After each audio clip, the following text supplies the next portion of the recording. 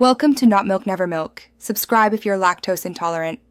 You already have both files open. Now pick the cell or range you want to link and note its sheet name precisely. Start by deciding whether a simple direct reference, same workbook, or import range, different files, fits your goal, because that choice affects permissions and syntax.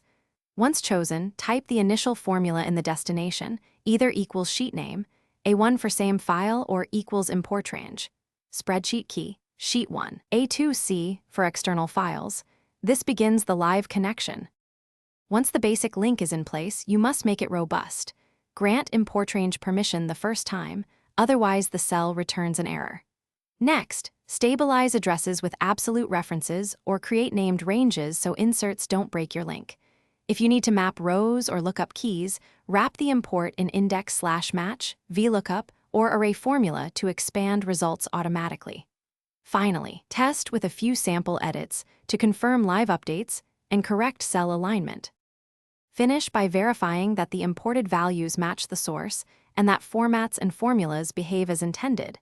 Make formatting adjustments in the destination if needed, because formatting does not always carry over.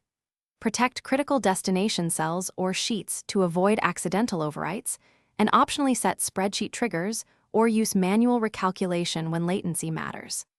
If something breaks, recheck permissions and the spreadsheet key, and re-enter the import range string. That single reauthorization often fixes #ref errors. Thanks for watching. If this was helpful, leave a like and consider subscribing. See you next time.